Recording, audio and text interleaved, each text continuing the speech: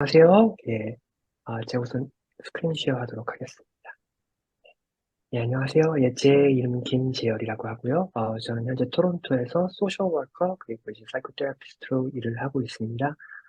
제가 과거에 이제 한 제가 이제 커리어 시작하면서 굉장히 오랜 시간 동안 청소년 상담 기관에서 이제 일을 해왔었고요. 그래서 이제 청소년들 부모님 상담, 청소년들 중에서도 이제 많은 분들께서 이제 상담을 생각하시면은 뭔가 정신질환을 앓고 있거나 아니면 뭔가 특별한 그런 익셉셔널리티가 있다라고 생각하시는 분들이 많으신데요. 이제 많은 분들께서 부모님분들께서 이제 상담을 오시는 이유가 이제 아이들과의 갈등 때문에 오시는 경우도 많으셨었고요.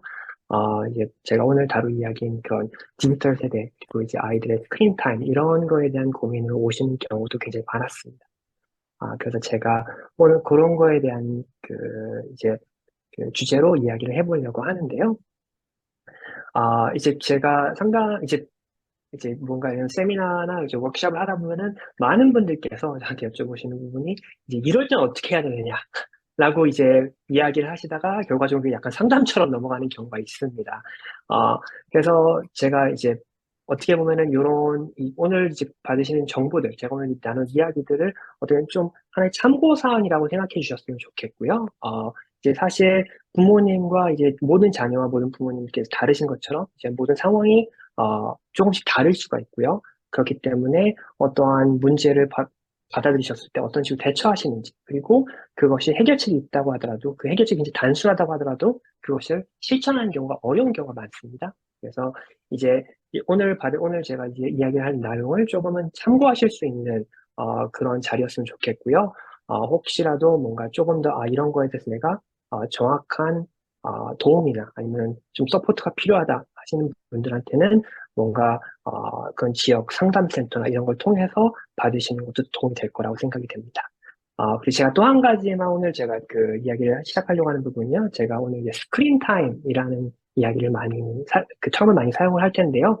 이제 많은 부모님들께서 제가 처음 이제 이런 세미나를 준비를 했었을 때 많은 분들께서 이제 조금 생소해 하셨는데 지금은 많은 분들이 이미 알고 계시는 게 이 스크린 타임이라는 term입니다. 사실 스크린 타임이라는 거는 이제 제가 학생 때는 제가 이제 학교를 다닐 때만 해도 사실 스크린 타임이라는 term이 없었죠. 이제 문제는 항상 게임기, TV, 컴퓨터 요거에 다였습니다. 부모님의 공통된 적이었죠. 그랬다가 이제 2023년에 봤었을 때 더 이상 그렇게 큰 의미가 없어졌습니다. 왜냐하면 너무나도 많은 툴이 생겼고 아이들이 모바일, 타블렛, 텔레비전, 그리고 거기다 컴퓨터까지 다 합쳐지면서 저희가 어떠한 디바이스 하나를 제한을 준다는 게 큰 의미가 없어졌죠. 그래서 우리가 보통 아이들이 얼마만큼 많은 전자기기와 시간을 보내느냐 이것을 스크린 타임으로 통합을 해서 텀을 이야기를 하기도 합니다. 그래서 제가 그런 부분에 대해서 미리 말씀을 드리려고 해요. 그래서 오늘 아젠다는 이제 첫 번째로 자녀들의 디지털 생활, 떤 문화를 가지고 있고, 지금 현재 어떤 특징들을 가지고 있는지, 그리고 자녀들이 어떤 식의 디지털 기기를 사용하고, 그리고 어떠한 위험성이나 조금 이제 과도하게 사용했을 때 어떠한 지장이 생길 수 있는지에서 이야기를 해보려고 하고요. 이제 저희가 오늘 그 세미나 시작하면서 가장 크게 이야기 다뤘던 부분이 대화인데요. 어, 이 대화의 가장 큰 적이죠. 부모님의 불안감. 부모님의 불안감이 높아질수록 대화는 굉장히 어려워집니다. 그래서 부모님분들의 불안감이 높아지는 이유, 그리고 불안감이 높아졌을 때 어떤 식으로 대처해야 되는지에 대해서 조금 이야기를 하고 싶고요. 마지막으로 이제 건강한 디지털 기기를 위한 권장사항들, 그리고 현재 우리한테는 조금 생소할 수 있는 많은 디지털 세계가 겪고 있는 문제들, 저희가 이제 가장 많이 알고 있는 게, 어떻게 보면은, 사이버 불링, 이런 것도 이제 과거보다는 훨씬 더 많이, 이제 뭐, 미디어를 통해서 많이 알려졌죠. 그런 것처럼 이제 지금 저희한테는 조금 생소할 수 있는 섹스팅이라든가, 섹스토어션, 또는 이제 많은 학생들이 이제 학생들이, 하나의 스트레스 해소로서, 아니면 정신적으로 굉장히 힘든 경우에 사용하는 본인들의 그런 스트레스 해소법들이 어떠한 경우에 이제 부정적인 결과를 가져올 수 있을 경우 부모님분들께서 어떤 식으로 조금 대처를 해보실 수 있는지에 대해서 이야기를 해보려고 합니다. 그래서 제가 시작부터 조금 그룹 디스커션으로 우선 그 세미나 시작을 했으면 좋겠는데요. 이제 아무래도 저도 그렇고 이제 저한테도 그렇고 이제 부모님분들께서 자녀들의 스크린 타임 다시 이제 말씀드리면 핸드폰, 타블렛, 컴퓨터, 텔레비전 모든 전자기기를 사용하는 그 총괄적인 타임에 있어서 부모님이 가장 염려가 되시는 것이 무엇인지 제가 조금 들어보고 싶었고요.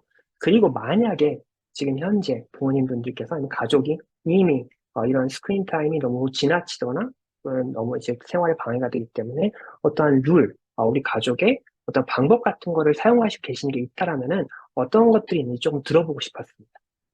그래서 한 10분 정도, 그룹으로 이제 디스커션을 하시고, 이제, 우리 오늘 어떻게 보면 디지털 문화에 대해서 조금 이제 관심을 가지고 오늘 참석을 하시게 되셨는데요.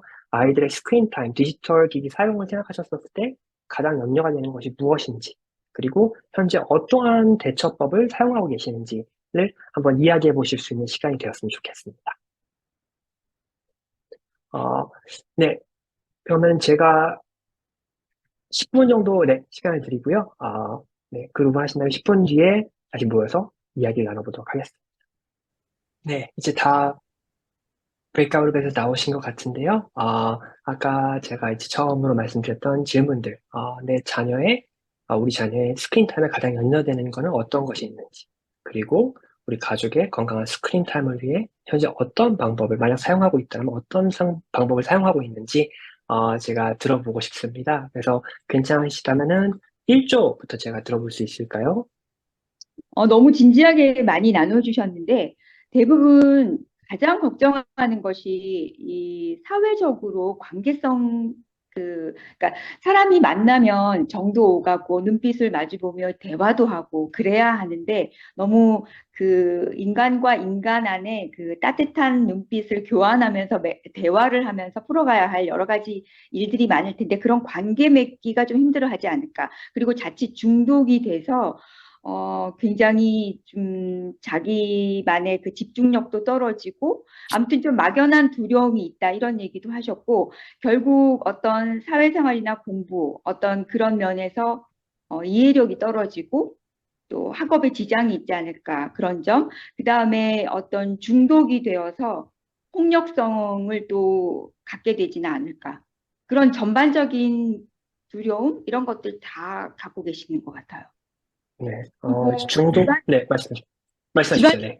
나름대로 룰을 정하신 분이라면 이제 시간을 좀 정해 주시는 거죠. 몇 네. 시부터 숙제를 끝내고 몇 시부터 몇 시까지 하라.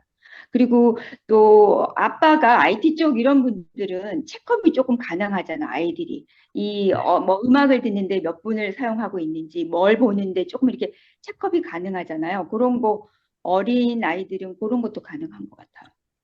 네. 사용? 네. 그러니까 무엇보다도 이제 사회생활에 대해서 뭔가 해가 되지 않을지, 그리고 이제 뭔가 그런 중독성으로 인해서 막연한 좀 두려움도 말씀하셨고, 이제 어떻게 보면 혹시나 폭력성 이런 거에도 연관이 있지 않을지, 그런 거에 대한 두려움을 잘 이해했습니다. 그러니까 아이들과 말을 하기보다는 문자로 하고, 뭐 네. 직접 가서 고르는 것보다는 인터넷으로 쇼핑하고 이런 것들이죠. 그러니까 네. 소셜 면에서도 그렇고 관계 맺기에서도 그렇고 그거 말고도 뭐 굉장히 많은데 예, 그 정도 얘기가 나왔습니다. 네. 감사합니다. 네. 아, 네, 이제 2조 들어볼 수 있을까요? 아, 네, 제가 말씀드릴게요. 네, 저희 이조에서는 거의 다 공감하는 부분들이 참 많았는데요. 자녀들이 너무나 장시간 컴퓨터를 사용한다는 거, 스크린 시간요, 그 네. 셀폰까지 이렇게 손에 놓는 아예 들고 이렇게 있는 경우가 많은데, 네, 거의 비슷하게 느꼈고 그렇게 했을 때에 중독되지 않을까 하는 걱정과 위험을 같이 느꼈었고요. 눈 건강이라든지 아니면 또 신체적인 움직이지 않고 계속 장시간 하게 되면 안 좋잖아요. 그래서 그 육체적인 건강도 염려가 되었고 또 그러면서 정신적인 건강 또한 걱정이 된다는 그죠? 예. 그것도 있었고 그래서 중독이 되면 안 되는데 하는 그런 거요. 그러면서 앞으로 이제 아이들이 졸업하고 사회에 적응을 해야 되는데 잘 할 수 있으면 좋겠다는 그런 이야기도 나왔고요. 그중에는 어떤 부모님들은 고학년인데도 불구하고 딸이 어, 그 주말에만 스크린 타임을 허용을 했는데 그걸 잘 지켜줬대요. 정말 네. 그거는 굉장히 문제인데, 네. 그래서 그 스크린 타임을 위해서 현재 사용하고 있는 거는 그렇게 이제 시간을 제한 두는 거, 예, 그렇게 했을 때 네, 지켜왔던 것 같아요. 네, 이상입니다. 네, 감사합니다. 네, 저희 3조 말씀드리겠습니다. 3조 네. 스크린 타임에 대해서 좀 부모님들이 저도 마찬가지고 어떤 시간 제한을 두는 그거를 많이 셋업을 해봤었는데 고학년이 되면서 그거는 큰 의미가 없어졌고요. 왜냐면 애가 막 숙제를 해야 된다 12학년인데 뭐가 더 남았다 그러면 그 시간을 허용을 해줄 수밖에 없으니까 이제 아이를 신뢰하고 그 시간을 네가 활용을 해라 할 수밖에 없는 자유를 줄 수밖에 없는 상황이었고 그리고 저 같은 경우도 사실은, 저희 그러니까 저는 남자애들이 둘인데, 둘째가 지금 9학년이거든요. 그 9학년인 저희 둘째는 컴퓨터 어렸을 때부터 굉장히 잘 만졌기 때문에, 저는 사실 컴맹 쪽이라고 생각을 하고, 그러니까 디지털 변화에서는 저는 굉장히 뒤처진 사람이고, 저희 아이는 벌써 어드밴스에서 앞서가고 있는 상황이란 말이에요. 그래서 제가 아무리 락을 걸어놔도 언젠가 풀려 있고, 그러니까 제 컨트롤 밑에 들어갈 수 없다는 걸 제가 깨달았어요. 그래도 이거 그냥 둘 수 없으니까 제가 오늘 다시 한번 그 인터넷 제공하는 회사에 전화를 해서 시간을 다른 방법으로 걸게 하는 걸 이제 배웠거든요. 그래서 이렇게 컴퓨터에 이제 그 삽입을 딱 하려고 이제 기다리고 50단다 노리고 있는데 어쨌든 이거를 막을 수 있는 그건 너무 힘들고 그래서 아이들에게 이 가치관 정립이나 이제 분별력 스스로 이렇게 제어할 수 있는 것들을 가르쳐 주는 게 가장 중요한 것이 아닌가라는 이야기가 저희 교회에서 나왔습니다. 네. 이제 아무래도 뭔가 좀 공통적으로 나오는 부분이 지금 현재 이렇게 사용하는 것들이 어떻게 보면 중독적으로 되지 않을까. 그리고 이제 이것들이 계속 문제가 되어서 나중에 아이가 사회생활을 하거나 뭔가 후에 더 큰 문제가 되는 것이 아닐까. 이런 거에 대한 걱정이 많으신 것 같고요. 그리고 이제 무엇보다도 부모님분들께서 이제 가장 많이 사용하시는 거는 이제 저도 그 점에 대해서 조금 이야기를 하겠지만 시간에 대한 제한을 두는 거. 이런 거에 대해서 가장 많이 스트래티지를 가지고 계신 것 같습니다. 그리고 제가 테크놀로지에 대해서 조금 더 이야기를 해드릴 텐데요. 지금 어떻게 보면 저희가 첫 세대죠. 아이들이 부모님보다 테크놀로지 더 빠른 세대입니다. 사실 통계 자료는 사실 그렇진 않습니다. 통계 자료에서는 68%가 아이들이 부모님보다 컴퓨터를 더 못한다고 생각한다라는 통계 자료가 나왔어요. 하지만 그런 수치과 관계없이 많은 경우에 부모님들께서 이제 더군다나 아이들이 조금 더 컴퓨터에 세비한 경우에는 부모님분들께서 그런 걸 벅차하시고요. 그리고 새로운 걸 배운다는 것도 굉장히 부담이 되십니다. 그래서 그런 부분에 대해서 제가 조금은 이야기를 해보도록 하겠습니다. 제가 다시 스크린쇼에 들어와서요. 네, 그래서 자녀들의 디지털 생활에 대해서 제가 이야기를 해보려고 하는데요. 이걸 시작하는 데 있어서 가장 먼저 이야기해야 될 부분은 제네레이션 G입니다. 지금 많은 학생들, 이제 제네레이션 G가 이제 끝나고 제네레이션 알파가 간다고 이야기를 하는데요. 이제 제네레이션 G를 이제 이야기해보면 밀레니얼 세대 이후, 이제 90년대 중반에 태어난, 중후반에 태어난 학생들부터 2010년도 초중반까지 태어난 세대를 저희가 제네레이션 G라고 이야기를 합니다. 이 제네레이션 G는 이제 제가 지금 현재 이제 그 조지 브라운하고 함께 일을 또 하고 있는데요. 이제 많은 대학생들이 이제 지금 오는 경우가 제네레이션 G 세대들이 계속 들어오고 있습니다. 그러면서 학교에서도 굉장히 많이 고민을 하고 있는 게 이전 세대가 너무나도 다르고 배우는 방식도 다르고 학생들이 정보를 받아들이는 그런 양상도 다르기 때문에 어떻게 대처해야 될지 모르겠다 이런 고민을 많이 하곤 하는데요. 몇 가지 특징을 이야기를 하자면은 저희가 아이폰이 2007년에 나왔습니다. 제네레이션 G가 티네이저가 되는 순간에 아이폰이 나온 거죠. 그래서 저희가 얘기할 때 지금 현재 이 제네레이션 G 세대가 처음으로 이미 디지털 세대가 디지털 환경이 이미 구축된 세상에 태어난 아이들이라고 이렇게 이야기를 합니다. 그래서 아이들이 어떠한 그런 디지털 기기나 그런 디바이스를 습득하는 능력도 굉장히 빠르고요. 그리고 제가 조금 뒤에 또 이야기를 할 부분 중에 하나가 그러면서 부모님들 입장에서 저도 이제 점점 이해하기 힘든 부분이 아이들의 멀티태스킹 능력. 과연 저게 정말 가능할까 싶을 정도로 수많은 멀티태스킹을 한꺼번에 하고 있는 경우가 많죠. 그런 부분에서도 어떻게 보면 좀 갈등도 있고, 그리고 이제 이걸 어느 정도에서 내가 제한을 줘야 되는지, 어느 정도의 이거에 대해서 선을 그어야 되는지에 대해서도 딜레마가 굉장히 많다라고 생각이 됩니다. 사실 이거에 대해서 뭔가 확실하게 요렇게 해야 된다라고 한다기보다는요. 제가 제네레이션 G라는 이야기를 꺼낸 이유는 지금 현재 있는 아이들의 그런 환경, 세상이 우리가 살아왔던 세상과는 굉장히 다르다라는 것을 어느 정도는 감안하고 시작을 하는 것이 굉장히 필요합니다. 이제 어떻게 보면은 인터넷 PC 통신 세대에서 인터넷이 처음 들어오고, 전화로 연결해서 인터넷 하는 세상에서 스마트폰이 이제 많은 사람들이 이제 성인이 된 다음에 등장했다면은 아이들은 어렸을 때부터, 아기 때부터 아이패드라는 존재, 그런 기기에 대한 여부를 알고 자라온 거죠. 그렇기 때문에 정보를 습득하는 방식, 그리고 그거를 얼마만큼 빠르게 받아들이는가에 있어서 굉장히 저희 성인들, 기성세대와는 개념이 다를 수가 있습니다. 네, 멀티태스킹이 좋지 않죠. 멀티태스킹에 대해서는 리서치 굉장히 많은데요. 제가 말씀드리려고 하는 멀티태스킹은 사실 제가 생각하는 멀티태스킹이 가능한 거는 빨래 개면서 드라마 보는 거, 그게 답니다. 하지만 사실은 이제 지금 현재 아이들, 제가 이제 얘기할 텐데 아이들 컴퓨터 스크린만 보셔도 도대체 뭐가 일어나고 있는지 모르시는 경우가 많죠. 그렇기 때문에 물론 학습을 하는 데 있어서 멀티태스킹이 굉장히 제한은 있을 수 있겠지만 그 아이들이 정보를 습득하는 방식이 과거와는 많이 달라졌다. 이렇게 이야기를 하고 싶습니다. 그래서 이제 제가 이제 과거에 세미나를 했을 때 가장 많이 여쭤보시는 질문이 도대체 몇 시간을 아이한테 스크린 타임을 허용해야 되느냐에 대한 질문을 많이 하셨어요. 그리고 저는 매번 했던 게 이건 확실한 답이 없습니다. 이렇게 매번 말씀드렸는데요. 몇 년 전에 이제 미디어 스마트라는 이제 캐나다 오타와의 이제 오타와의 이제 그 리서치 기관에서 팬데믹 전이죠. 지금 제가 드리는 정보는 팬데믹 이전의 스탯입니다. 사실 팬데믹 이후에도 조금 훨씬 더 바뀌었을 거라고 생각이 되는데 팬데믹 이후에는 제대로 된 서베이가 이루어지지 않았기 때문에 제가 그거에 대한 정보는 없고요. 하지만 제가 답으로만 드린다라면은 청소년에게 권장하는 스크린 평균 시간은 하루에 2시간입니다. 네. 이렇게 이야기가 나온 이유는요. 아이가 학교를 가고 학교를 마치고 뭐 운동이나 과외 활동을 하고 집에 와서 밥을 먹고 식사를 하고 운동을 하고 뭐 숙제를 하고 한두 시간 정도 스크린 타임을 사용하다 잠을 잔다. 네, 굉장히 교과서적인 내용이죠.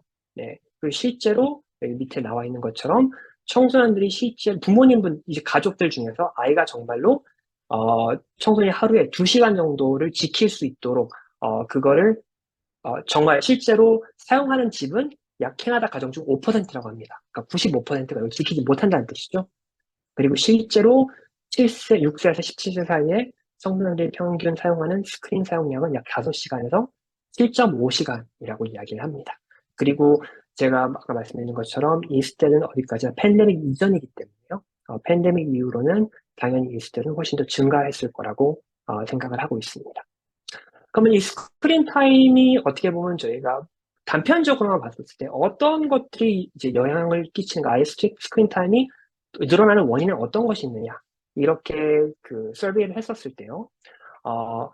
여기에 나오는 영향을 주는 것들이 몇 가지가 있었는데요. 그중에 첫 번째가 자녀가 몇 명이 있느냐에 따라서 스크린 타임에 대한 양이 바뀔 수 있다.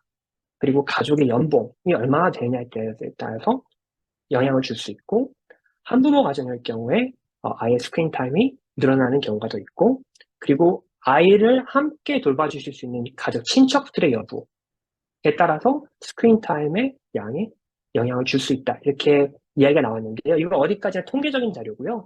여기서 이야기하려는 부분은 한 가지입니다. 얼마만큼 아이한테 슈퍼비전을 줄 수 있느냐에 따라서 이제 스크린 타임의 좌우가 되는 것이죠. 아까 이제 부모님분들께서 이제 그룹에서 말씀하셨던 것처럼 제약을 두고 있고 이제 아이가 언제나 사용할 수 있도록 하게 하고 있다라는 거는 그만큼 부모님께서 그 정도 슈퍼비전을 해주실 수 있기 때문입니다. 그리고 이제 슈퍼비전의 시간이 적어지면은 아이들이 스크린 타임에 더 많은 시간을 할 수 있는 그런 찬스가 높아지는 것이고요. 이렇게 이야기를 제가 드리면은 많은 부모님들께서 아니 이거는 바꿀 수 없는 부분이 굉장히 많은데 자녀 횟수를 바꿀 수도 없는 것이고 어떻게 해야 되느냐 이렇게 많이 조금 답답해 하세요. 하지만 사실 가장 큰 영향을 주는 건 아닙니다. 이것들이요. 요소를 주는 거고요. 아이들 청소년 스크린 타임에 가장 영향을 주는 요소 1위는 부모님의 스크린 타임이라고 이야기를 합니다. 네, 부모님께서 얼마만큼 스크린 타임을 사용하시느냐 이런 것들이 아이들의 스크린 타임에도 영향을 끼친다고 이렇게 이야기를 하는데요. 제가 아까 말씀드린 것처럼 부모님분들께서 뭔가 리소스가 많으시거나 그 서비스를 많이 받으시는 경우에는 아이의 스크린 타임이 줄어들 수 있지만 또 현실적으로 그것을 하기 어려운 경우도 있고요.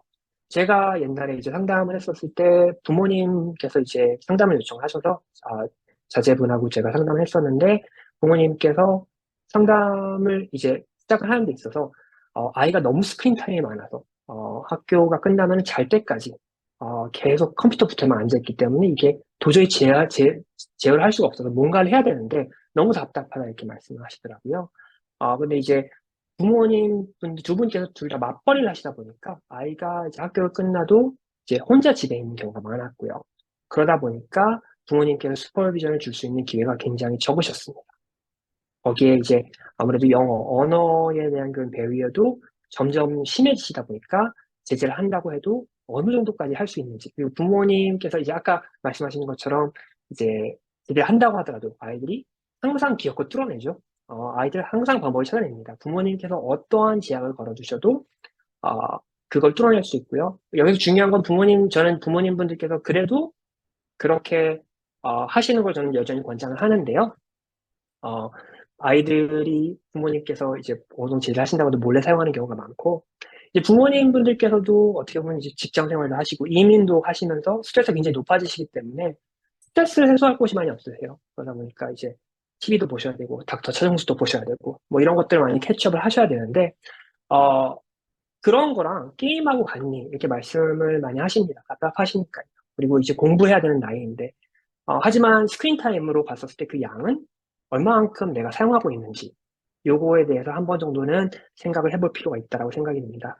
팬데믹 이전에 부모님분들께서 직업 업무 이외에 스크린 타임 사용량이 하루에 약 2시간 반에서 3시간 정도라고 제가 알고 있는데요. 아마 이것 또한 팬데믹 이후로 굉장히 늘었을 거라고 생각이 됩니다. 어, 그러면은 스크린 타임이 무조건 안 좋은가 이렇게 생각할 수도 있는데요. 사실 스크린 타임이라는 것은 어디까지 양을 이야기하는 것이고요. 아이들이 테크놀로지를 사용함으로써 굉장히 많은 장점도 있죠.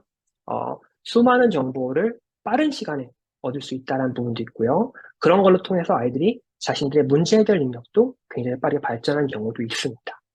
그리고 학생들이 워낙 여기저기서 정보를 받다 보니까 간접적으로 견문 지식이 늘어난 경우도 굉장히 많고요. 또 이제 유튜브나 이런 것을 통해서 굉장히 교육적인 컨텐츠를 재밌게 만드는 경우도 많죠. 저도 팬데믹 때 이제 어쩌다 보니까 유튜브를 보다가 그 중국 역사 뭐 이런 것들 이렇게 쭉 한번 보게 되다가 이제 제가 부모님께 말씀드렸더니 부모님께서 학생 때는 죽어도 공부 안 하더니 이제 와서 그런 거 보고 있냐고 이렇게 말씀하시더라고요. 그런 것처럼 아이들이 훨씬 더 이제 그 요즘 대학생들은 이제 제네레이션 지학생들이 이제 수업을 올 때 학생들의 그런 입장은 약간 이렇습니다. 수업을 오는 게 한 번 가르쳐봐. 재밌으면 들을게. 라는 느낌으로 듣는다라고 저는 이렇게 들었습니다. 그렇기 때문에 이제 어떻게 보면은 렉처를 하는 입장에서도 굉장히 아이들한테 이목을 끌기 위해서 많은 힘이 들죠. 그런 것들이 아이들이 원하는 그런 정보들을 어떻게 보면 해소해 줄 수 있는 게 스크린 타임을 통해서, 인터넷을 통해서라고 생각이 됩니다. 하지만 이것들이 너무 많아질 경우에 저희가 이제 문제가 될 수 있다라고 이야기를 하는데요.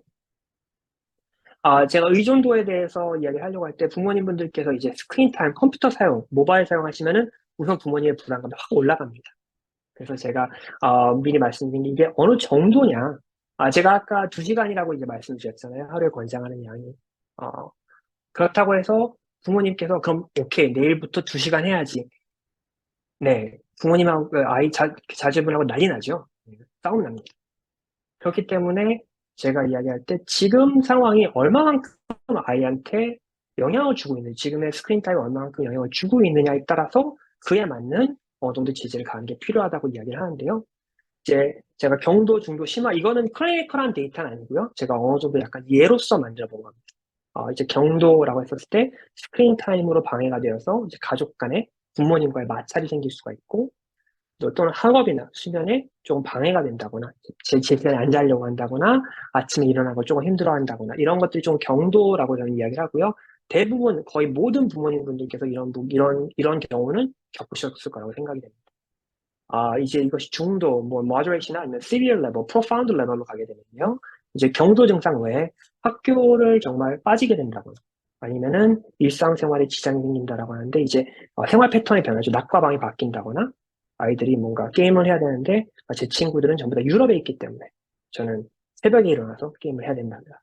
팀원들을 위해서 자면 안 되고 밤늦게까지 있어야 된다. 이런 식으로의 생활 패턴이 되는 경우가 있고요. 이것이 더 심해져서 심화가 됐었을 때 장기 결석을 한다거나 자체 방학 들어간다고 이야기를 하죠. 또는 온라인 게임 팀원을 위해서 학교를 희생해야 된다. 이런 경우도 있고요. 이제 제가 개인적으로 이제 조금 심각하다라고 생각했던 경우는 이제 부모님하고 마찰이 굉장히 심해지는 경우가 있었습니다. 또 자제분이 이제 스트레스 해소로 게임에 굉장히 집착을 했었는데요. 이제 그러다 보니까 부모님하고 계속 마찰이 심했고 어느 날 부모님께서 도저히 이거 못 참겠다고 인터넷선을 뽑아버리셨어요. 라우터를 꺼버리셨다가 아이가 그걸로 폭발해서 폭력적으로 행동을 했었고, 그래서 이제 경찰이 인볼브가 된 적도 있었습니다. 제가 이런 경우에는 반드시 부모님께서 이거 어떻게 해결해야 될지 고민하신다기보다는 반드시 상담을 찾아주시는 것을 저는 권장을 하고요. 캐나다에서 18세 미만의 학생들은 대부분 다 상담을 무료로 받으실 수 있기 때문에, 더군다나 아이가 영어를 할 수 있다면 더더욱 그런 게 가능하기 때문에 저는 적극적으로 상담을 받으시는 것을 추천하고 싶습니다.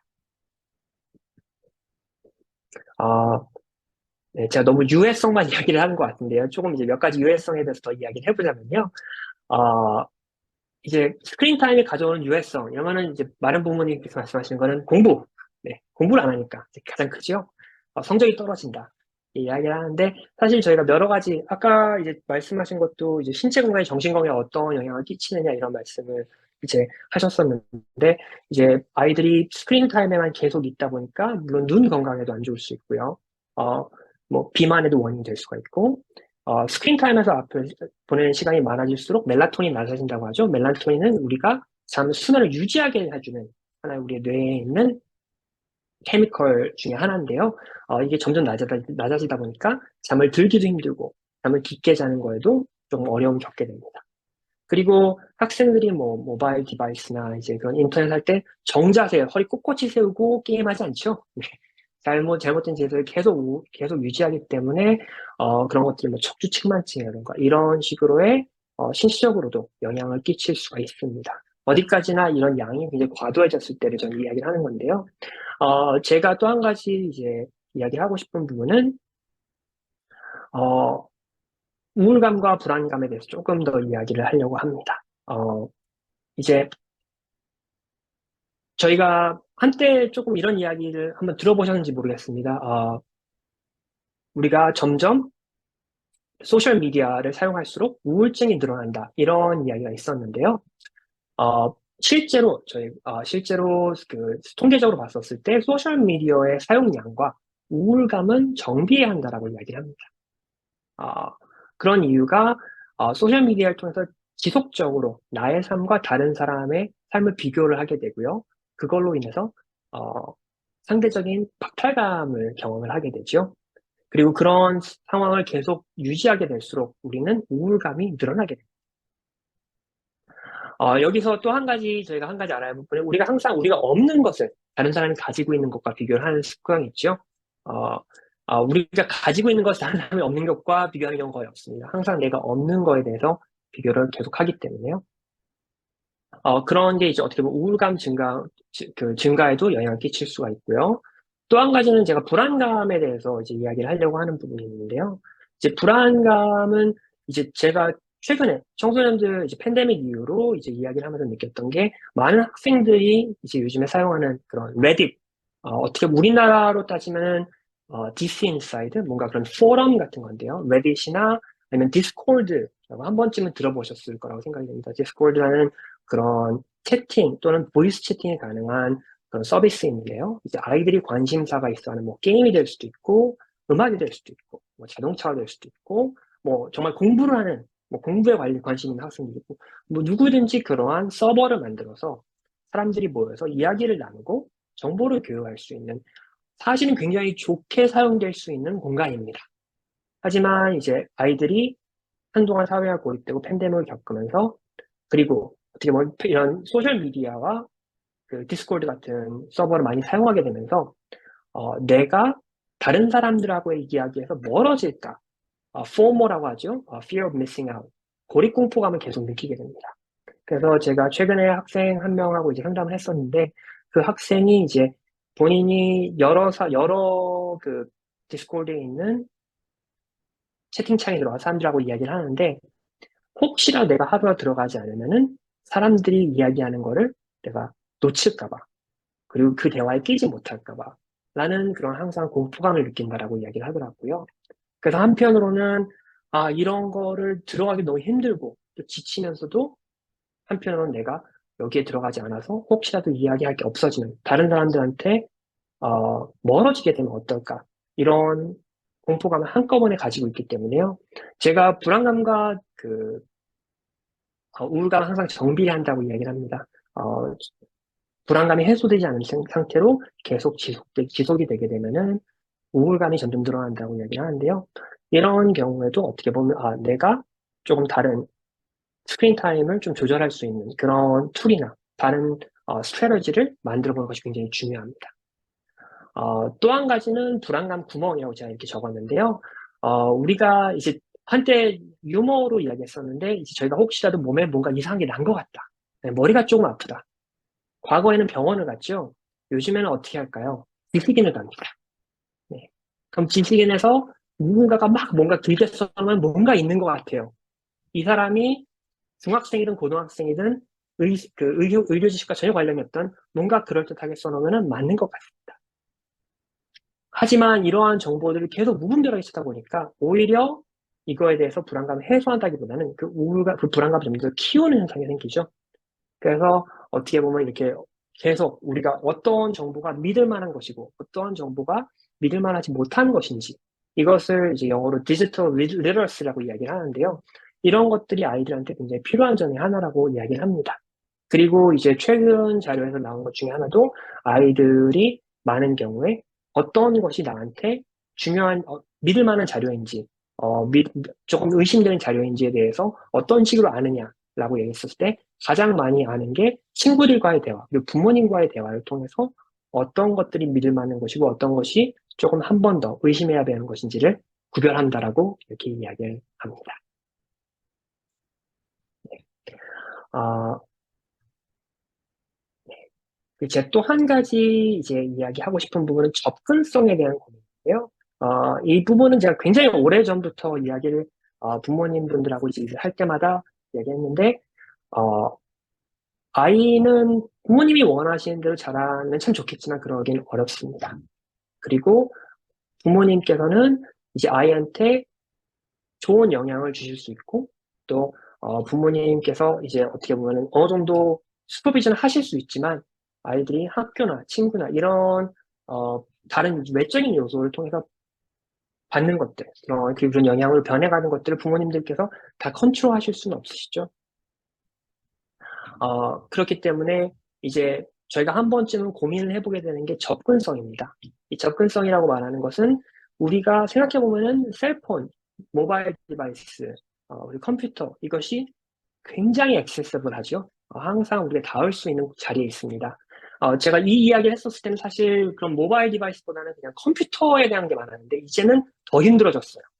아이들이 핸드폰을 들고 침대에 눕죠. 그리고 랩탑이 방에 있고요. 저는 이렇게 이야기합니다. 만약에 아이들이 컴퓨터로 게임을 많이 한다. 그러면은 사실 뭐 이제 많은 학생들이 뭐 게임도 뭐 농구 게임도 많이 하고 컴퓨터로 뭐 축구 게임도 많이 하고 다른 말로 하면은 방 안에 축구장이 있는 거예요. 네, 언제든지 뛰어나갈 수 있는 축구장이 있는 겁니다. 그리고 제가 이제 가장 이거는 정말 안 된다 했던 상황이 이제 아이가 언제든지 공부할 수 있다라는 핑계로 침대랑 책상을 붙여놓고 침대에서 앉아서 공부하다가 바로 잘 수 있도록 이렇게 세팅을 해놓는 경우도 있더라고요. 네. 그런 것처럼 언제든지 이렇게 액세스가 가능하다라는 거를 그리고 그거에 대해서 굉장히 위험하다라는 걸 제가 말씀을 드리고 싶어요. 그리고 이제 저는 그래서 이제 사실은 우리한테 정말 필요한 거는 디지털 디바이스의 사용 면허증이 있어야 된다 저는 이렇게 말씀을 드리는데요. 우리가 아이들한테 디지털 디바이스나 이러한 스크린 타임 액세스를 할 때 정말 가이드라인을 많이 주진 않습니다. 이제 예를 들어볼게요. 이제 부모님분들께서 이제 아이가 너무 오락기를 갖고 싶어요. 플레이스테이션 갖고 싶다라고 이야기를 합니다. 부모님께서 사주시는데요. 부모님께서 그걸 사주신 다음에 부모님 먼저 꺼내보셔서 막 이것저것 만져보시고 설치도 해보시고 사용해보시고 이러지 않으세요. 대부분 다 보기도 싫기 때문에 네가 알아서 해 하고 그냥 줘버리시는 경우가 많으십니다. 그렇기 때문에 어떻게 보면 부모님께서 이 아이가 어떤 게임을 하는지, 어떤 서비스를 사용하고 있는지, 누구와 이야기하고 있는지, 어떤 걸 제약을 걸어둬야 되고 어떤 걸 말아야 되는지에 대한 정보가 굉장히 부족한 경우가 많아요. 그리고 아이들과 이러한 상황에 어떻게 대처할 수 있는지에 대한 대화를 어느 정도 나눠보실 기회가 있으셨는지.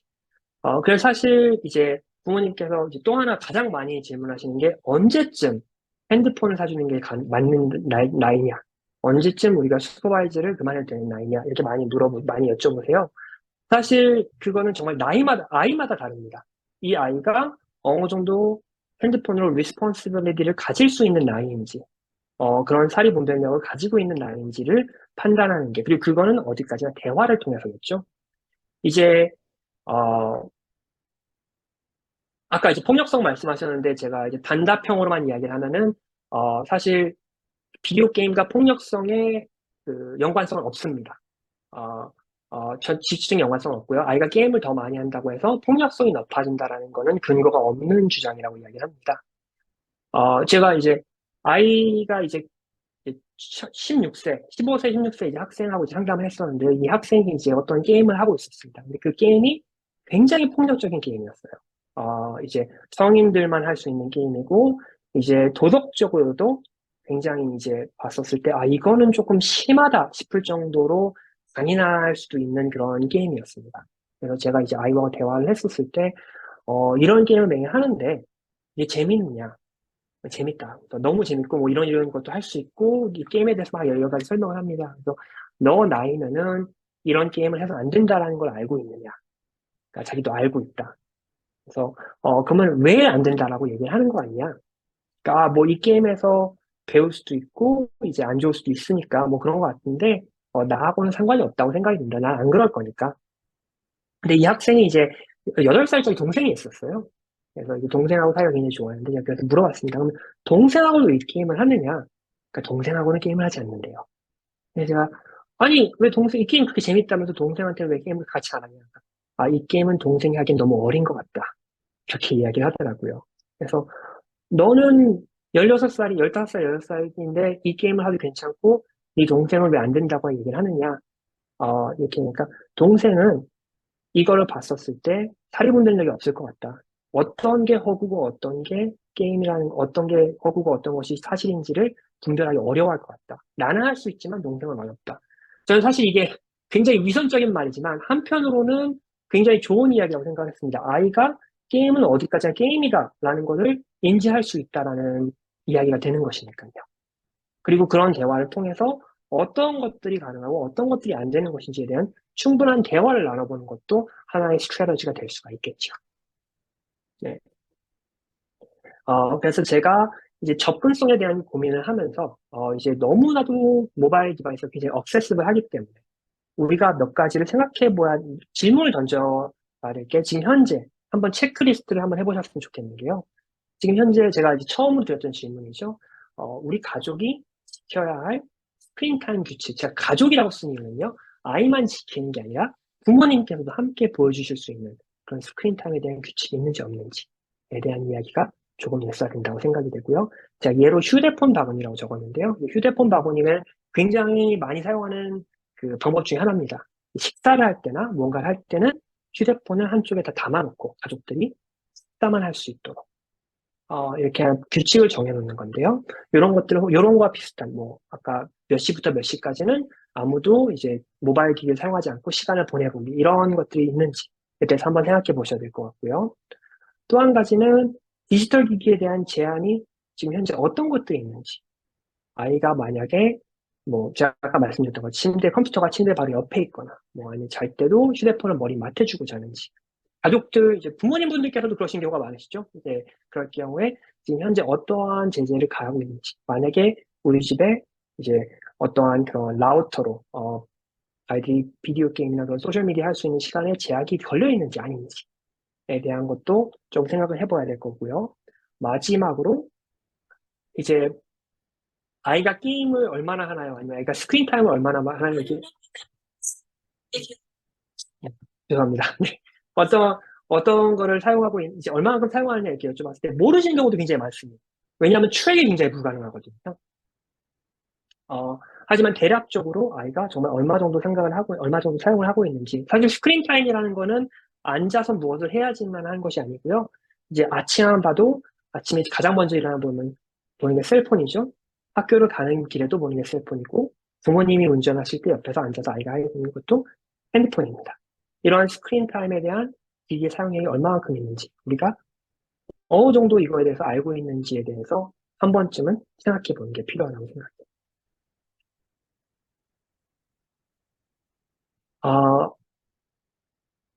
제가 아까 이제 처음 아젠다를 말씀드렸었을 때, 이제 어디까지 이건 제가 말씀드리려고 했던 부분은 이제 어떤 것들의 유해성이 있고 우리가 어떤 것들을 생각해 봐야 되는 부분인가, 아이들의 사용량에 대해서고요. 제가 두 번째로 커버하고 싶은 부분은 부모님의 불안감입니다.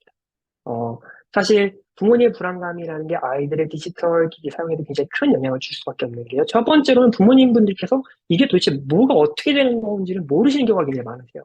그리고 그 fear of unknown이죠.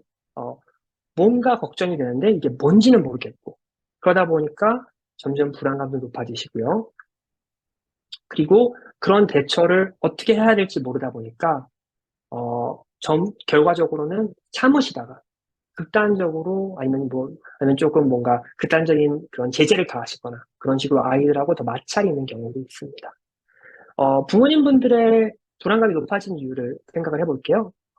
첫 번째로 저희가 이제 반드시 짚고 넘어가야 될 부분이 코비드-19이죠. 코비드-19이 지나가면서 부모님분들의 불안감이 굉장히 많이 늘어나셨습니다. 그 이유 중에 하나가요. 지금까지는 아이들이 학교를 가면은 알아서 하겠지. 어느 정도 뭐 수업을 하겠지. 이렇게 생각을 하셨었어요. 그리고 코비드-19 되고 집에서 수업을 하면서 부모님께서 처음으로 아이가 컴퓨터 앞에서 어떤 식으로 수업을 하는지 이제 보시게 되셨죠. 그런데 이제 보면은 도대체 어떤 게 수업인지 모를 정도로 창이 굉장히 여러 개가 떠 있습니다.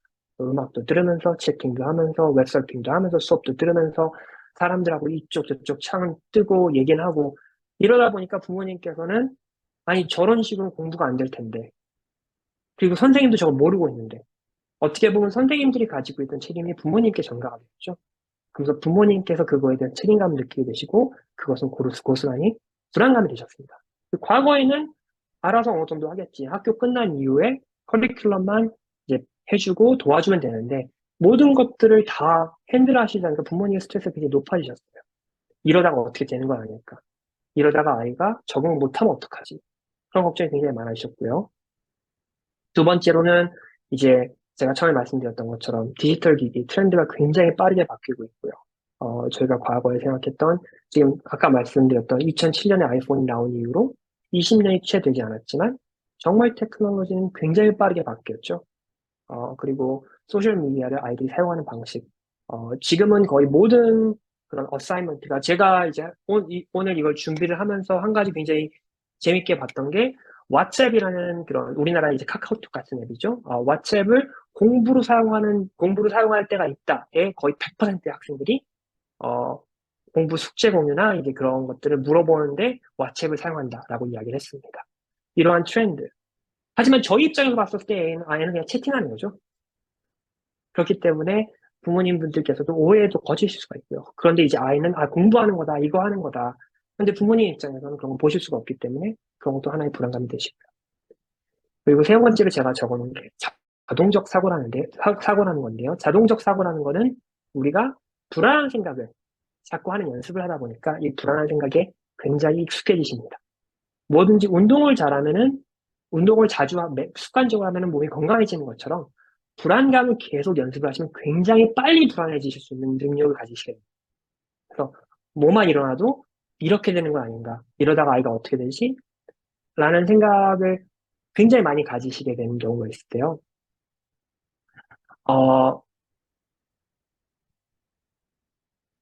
그래서 제가 이제 이런 불안감이 높아졌었을 때 부모님분들께서 이제 반응하시는 게 몇 가지가 있는데요. 사실 공부를 안 하거나 뭔가 그런 악습관이 있는 아이들한테 습관을 갑자기 만들어주기는 굉장히 힘듭니다. 왜냐하면 아이가 직접 해야 되고 그거에 대한 흥미도 있어야 되니까요. 그렇기 때문에 부모님분들께서 이제 하실 수 있는 방법은 유일하게 방해가 되는 걸 전부 다 쳐부순다가 되겠죠. 그래서 없애서 최대한 제약을 주거나 이제 공부에 방해가 될 수 있는 요소들을 없앰으로써 이제 아이가 그런 흥미를 더 가지지 않을까라는 바람을 가지고 계시고요. 그리고 그런 게 마찰이 될 때가 있고, 물론 아이가 그런 걸 통해서 습관이 조금 더 바뀔 수 있다라면은 굉장히 좋겠지만, 사실 그러기 위해서는 부모님과 자녀의 어느 정도 대화도 가능하고, 어느 정도 협의가 이루어진 상태에서 이야기가 진행이 돼야 되고요. 여기까지 올라와서 안 되겠어. 다음부터 내일부터 컴퓨터 못해. 내일부터 핸드폰 압수. 이렇게 됐다가는 오히려 아이들과 마찰을 겪게 되시는 경우가 더 많습니다. 그리고 이제 가끔 제가 이제 한 가지 말씀드리려고 했던 부분이 부모님분들께서 이제 아이한테 벌로 핸드폰을 압수하시는 경우가 생기세요. 그리고 그런 식으로 제재를 하시는 경우가 있는데 제가 한 가지 말씀드리려고 하는 거는 그거에 대한 확실한 룰이 있으셔야 됩니다. 핸드폰 사용 일주일 금지 이렇게 했다가 부모님이 더 힘들어하세요. 핸드폰 일주일 동안 가지고 있기도 힘드시고요. 애들이 뭔가 자꾸 메시지는 오는데 이걸 아이한테 얘기는 해줘야 되지. 애가 뭔가 자꾸 물어보는 걸 다 대답해줘야 되지. 이런 굉장히 어려우시기 때문에요. 부모님분들께서도 뭔가 제재를 더 가하실 때, 이게 어느 정도 내가 감당이 가능한 것인지, 아니면 다른 방법으로 할 수가 있는지를 생각해 보셨으면 좋겠어요. 그래서 이제 부모님분들이 불안하실 때, 이제 제가 몇 가지 생각해 보시는 걸 말씀드리는데요. 첫 번째로는 내가 아이보다 더 걱정을 더 많이 하고 있는지에 대해서 생각을 해주셨으면 좋겠어요. 이걸 제가 대신 걱정하는 습관이라고 이야기를 하는데요. 어, 걱정이라는 거는 사실 이런 경우도 경험해 보셨을 수 있다고 생각이 됩니다. 주위 사람들이 이제 누가 있는데 누가 너무 걱정을 많이 해주면은 오히려 내가 걱정을 안 하는 경우가 생겨요.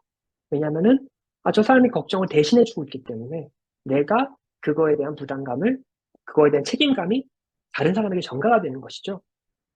그런 것처럼 부모님께서 이제 아이가 뭔가 안 하고 있거나 이제 뭔가 수업에 늦거나 숙제를 안 하거나 이랬었을 때 부모님께서 발을 동동 구르시게 됩니다. 대신 걱정하죠. 혹시나 이러다가 성적에 문제가 생기지 않을까, 이러다 나쁜 습관이 되지 않을까. 그런 걱정이 부모님께 높아지시면은 아이들이 상대적으로 낮아지는 경우가 있다라고 제가 얘기를 해요. 그래서 내가 지금 아이의 미래를, 장래를 우리 아이보다 내가 더 걱정하고 있지 않는지. 사실 그것이 나쁘다라는 게 아니고 굉장히 자연스러운 겁니다. 당연하죠. 우리 아이가 어떻게 해야지 가이드를 어느 정도 잡아주는 게 중요하지만, 이제 부모님분들께서 이제 상담을 오셨었을 때, 저한테 말씀하셨던 게, 아이가 이제 이제 스크린 타임 많아지다 보니까 공부를 등한시하는 것 같은데 성적이 떨어질까 봐 너무 걱정하십니다. 그러면서 이제 맨날 다투시는데, 그러면서 이제 저랑 이제 상담하시다가 이제 아이가 같이 오게 되면은 이렇게 맨날 부탁하세요. 내 얘기는 안 들으니까 선생님하고 이야기하시면서 애한테 이런 게 왜 안 좋은지 얘기 좀 해주세요. 이렇게 말씀을 하십니다. 근데 사실 제가 네, 그런 이야기를 할 수는 있지만 사실 이게 좋은 방법은 절대 아닙니다. 이렇게 말씀을 드려요. 물론 그것이 효과가 있다고 하더라도 근본적인 문제는 해결이 되지 않습니다. 부모님과 아이의 갈등을 어떻게 보면 제3자가 계속 치료를 해주고 있는 것이기 때문에 결과적으로는 부모님분들께서도 이런 걸 대화를 통해서 어떤 식으로 조금씩 시행착오를 겪으셔야 되는데 답답한 마음에 이제 어떻게든 이제 이 아이의 그런 생각을 조금 바꿔보고 싶다라는 욕심에서 이렇게 말씀을 하시거든요. 그래서 만약에 그런 제3자가 자꾸 동원이 돼서 아이한테 습관을 바꾸려고 하는 그런 행동이 이어질 경우에는 단기적으로는 좋을 수 있지만 장기적으로는 아이와의 갈등 해소에는 더 어려워질 수가 있습니다. 네, 그래서 첫 번째 제가 이야기하고 싶었던 게 부모님분들께서 혹시 내가 아이의 걱정을 대신해주고 있지 않은지, 우리 아이가 다음 주 화요일에 어사이먼트를 내야 되는데 이걸 안 내면은 혹시라도 성적이 떨어져서 대학교 가는데 지장이 있어서 내가 원하는 대학교에 못 가면은, 그러다가 만약에 원하는 대학교에 못 가서 학업에 대한 흥미가 떨어져서 취업을 안 하려고 하고 그러다가 취업을 못 하게 돼서 캐나다에 생활하는데 어려움을 겪고 그러다가 아이가 나중에 부모님하고 점점 이제 사이도 안 좋아가지고 이루어진 게 아닐까. 이런 걱정을 이렇게 꼬리에 꼬리를 물고 걱정하는 경우가 있는데요. 이거를 제가 보통 시간여행을 한다고 말씀드립니다. 그래서 아이는 15살인데 부모님의 걱정은 이미 불안감이 높아지다 보니까 아이가 25살까지 여행을 갔다 오신 거예요. 그래서 아이가 지금 이런 상황을 갔다가 모든 것들 다 보시고 부모님한테는 항상 안 좋은 상황을 보시겠죠? 그런 상황을 이제 보고 돌아오시게 되면은 부모님께서 안 되겠다. 내가 지금 미래를 보고 왔는데, 이거는 암울하다. 지금 당장 핸드폰을 없애야겠다. 아니면 지금 당장 이거를 집에 가야겠다. 이런 상황이 되면서 아이와 또 마찰이 생기는 원인이 되기도 합니다. 그러면 여기서 이제 어떻게 해야 되느냐, 이렇게 말씀을 하시는데요. 여기서 아이한테 어떤 것들을 아이한테 어느 정도 제재를 거하고 리밋을 세우는 건 굉장히 중요하지만요. 제가 한 가지 또 권장하고 싶은 부분은 부모님의 불안감이 얼마 정도 리즈너블한 것인지, 얼마만큼 지금 아이가 내가 굉장히 불안을 하고 있는 게 이게 정말 이성적으로 봤었을 때 적합한 불안함인지, 아니면은 아이의 책임감을 내가 더 떠안고 대신 걱정을 해주고 있는 건 아닌지, 이런 것들을 한번 체크하실 수 있는 시간을 가지셨으면 좋겠어요. 네. 그리고 이렇게 말씀하시다 보면, 이렇게 이야기를 하면은 이제 부모님분들께서 사실 그게 말이야 쉽지 어렵다 이렇게 많이 말씀을 하세요. 그리고 제가 말씀드리는 부분도 당장 이렇게 하셔서 굉장히 이성적으로 행동하세요 라는 거를 말씀드리는 게 아닙니다. 어떻게 보면 이것도 하나의 연습이라고 할 수 있거든요. 내가 지금 현재 마음을 어떻게 가지고 있는지, 나의 불안감이 어느 정도인지, 이게 조금 과도하지 않은지라고 본인 스스로를 체크하실 수 있는, 어떻게 보면 저희가 하루에 5분 운동을 한다는 것처럼 그런 연습을 해주시는 거를 저는 권장을 하고 싶습니다. 그리고 아까 제가 이렇게 스펙트럼으로 이야기한 것처럼요. 갑자기 부모님께서 이성적으로 딱 되셔서 불안감이 다 없어졌어 라는 게 아니고요. 나의 불안감이 10이었을 때 그 불안감이 9나 8까지만 내려갈 수 있다고 한다면은, 그리고 그런 요소들을 찾아낼 수 있다라면은 그것은 부모님의 불안감을 낮춰주는 계기로서 아이들과의 대화에도 마찰을 줄일 수 있는 하나의 요소가 되지 않을까 생각이 됩니다. 이런 상상을 해보셨으면 좋겠습니다. 굉장히 불안한 사람하고 대화를 하다 보면은 나도 불안해집니다. 그리고 무슨 얘기를 하는지도 모르겠고 자꾸 이 아이가 불안한 사람 자꾸 신경질적으로 이야기를 하게 되죠. 그러다 보면 대화하기도 더 힘들어집니다. 부모님이 굉장히 불안한데 아이가 그런 입장이라고 상상을 해볼게요. 부모님하고 대화하기가 더 어려워지겠죠? 그렇기 때문에 어떻게 보면 나의 불안감에 대해서 체크하는 게 아이와의 대화를 하기 위한 하나의 준비 운동이라고 이야기하고 싶습니다. 네, 그래서 제가 한 가지 이제 액티비티를 해보려고 하는데요. 이거는 이제 개인적인 액티비티지만, 한번 그룹으로 해보시는 것도 도움이 될 거라고 생각을 하고 있습니다. 그래서 제가 이제 스텝을 4가지를 드릴 텐데요. 첫 번째는 나의 불안감이 어떤 것이 있는지 한번 확인해 주셨으면 좋겠습니다. 나의 자연에 대한 불안, 스크린 타임에 대해서, 어떤 불안 생각을 가지고 있는지 한번 이렇게 문장으로 적어주세요. 문장을 적으실 때, 제가 문장이라고 말씀드리는 이유는 가끔 어떤 게 불안하세요? 이러면은 성적, 이렇게 적으시는 분들이 계시더라고요. 하지만 저는 이거를 조금 더 구체적으로 볼 수 있도록 문장으로 쓰시는 것을 전 추천을 하고요. 그리고 만약에 어떤 식으로 적어야 될지 모르겠다 라고 하실 경우는 제가 이제 예로 드리는 게, 만약에 이러이러하면 어떡하지? 라고 what if question을 한번 적어주셨으면 좋겠어요. 그래서 한번 나의 걱정을, 불안감 한번 적어주셨으면 좋겠고요. 그 아래쪽 왼쪽에다가 2번에다가 이 1번 내가 지금 쓴 불안감이 합당하다라고 생각하는 근거를 한번 적어주세요.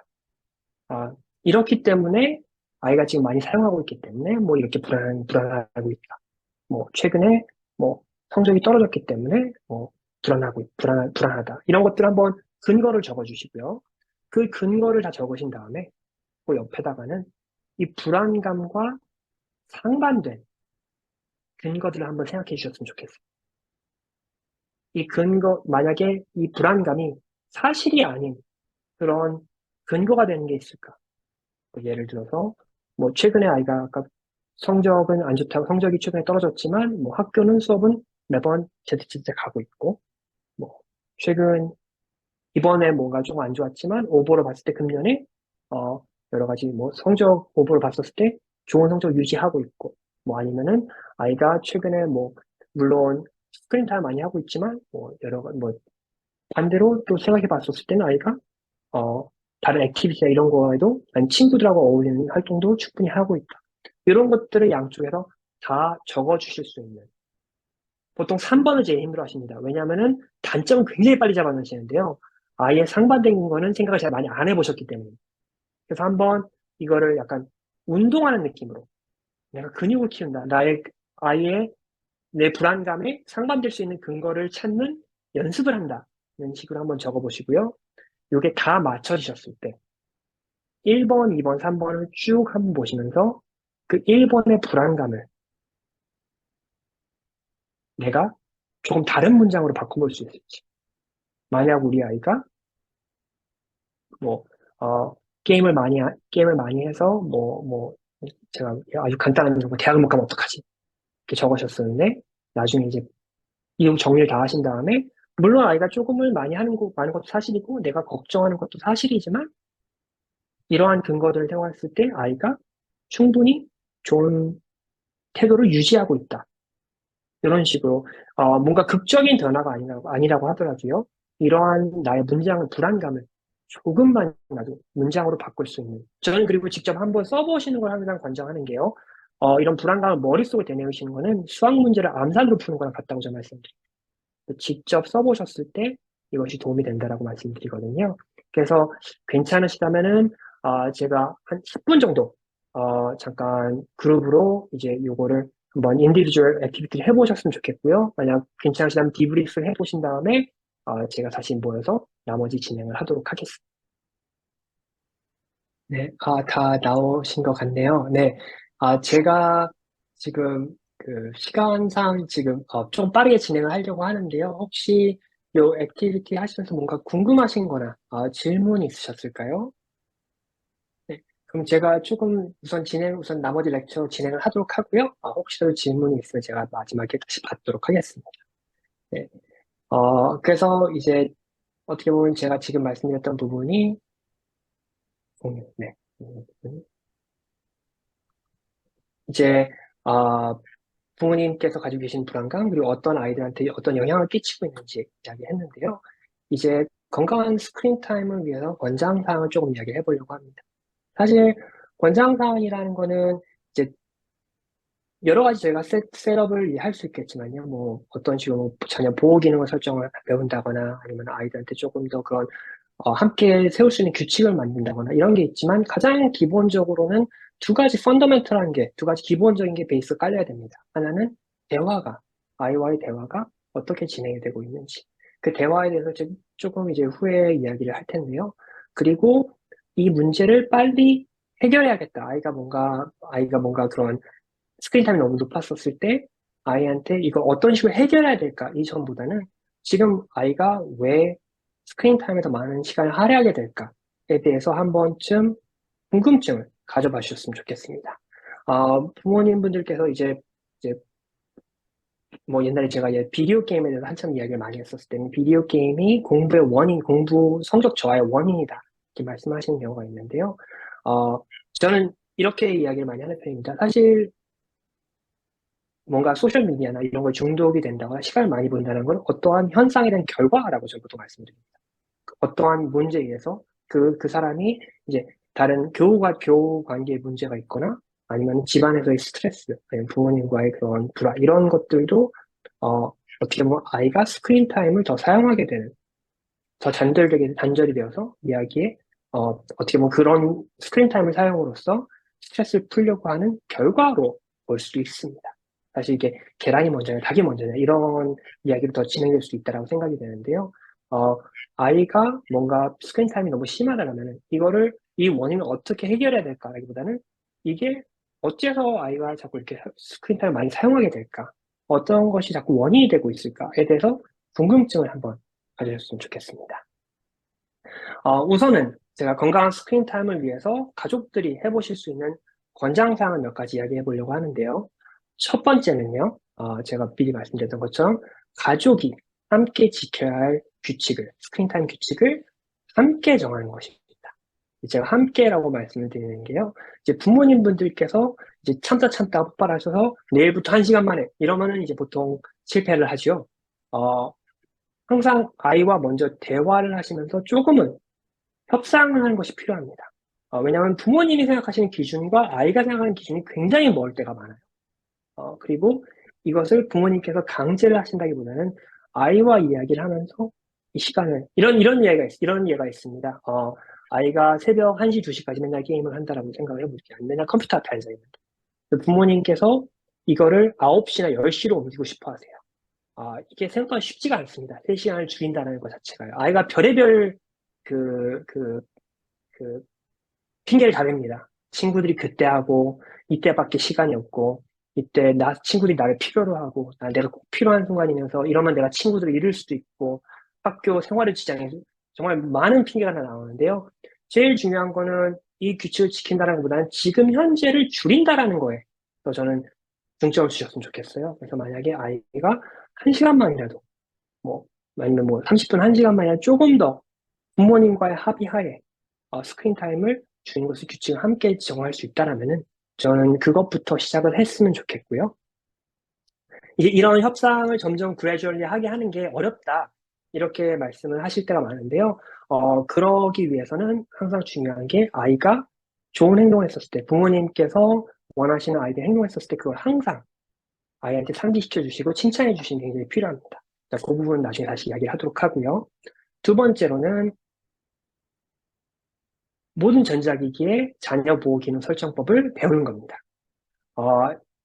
모든 셀폰, 모든 휴대폰과 모든 게임기에는 자녀 보호 기능 설정이라는 게 있습니다. 이제 게임기를 사주시는 거는 아이가 게임을 사진 않아요. 모든 게임기는 부모님이 사주십니다. 모든 휴대폰은 아이들이 직접 사지 않아요. 부모님이 사주십니다. 그렇기 때문에 부모님한테 이제 회사에서 이런 걸 만드는 입장에서는 부모님한테 하는 게 중요하겠죠. 그러기 위해서는 부모님이 원하시는 것들이 어떤 것이 있는지를 항상 생각을 하게 됩니다. 그렇기 때문에 수많은 그런 비디오 게임이나 셀폰 회사에서도 다 자녀 보호 기능 설정법을 많이 가지고 있고요. 이것을 반드시 사용하시는 걸 저는 추천을 드립니다. 혹시라도 이거 어떻게 사용하는지 모르겠다라고 하시면은 제네레이션 G처럼 유튜브 찾아보시면 다 나옵니다. 부모님께서 직접 설명해 주시는데 저보다도 더 잘해주세요. 아주 세세하게 해주시기 때문에 한 번쯤 사용하시는 거를 저는 반드시 권장을 드리고요. 그렇게 해도 안 된다라고 하시는 분들 계시거든요. 괜찮습니다. 우선 부모님께서 이런 것들을 세우신다라는 거, 그리고 어느 정도 규칙을 정하려고 하신다라는 그 어떻게 보면 제스처 자체가 의미가 있는 것이기 때문에요. 만약 이런 거에 대해서 모르고 계셨다면, 아직 세우지 않고 계신다면은 이 자녀 기능 설정법을 먼저 익히시는 것을 저는 강력하게 추천을 드립니다. 세 번째로 제가 이야기하고 싶은 부분은 함께 보기인데요. 제가 과거에 인터넷이 없던 시절, 이제 금요일이면은 SBS에서 뭐 영화 특급, 토요일엔 토요일 영화, 이런 걸 가족들하고 함께 보는 시간이 있었죠. 사실 통계 자료, 이제 리서치에 따르면은 이제 가족들이 함께 무언가를 같이 본다는 거는 아이한테 오히려 긍정적인 효과가 더 많다라고 이야기를 합니다. 그래서 부모님하고 이야기할 수 있는 거리도 더 많아지고요.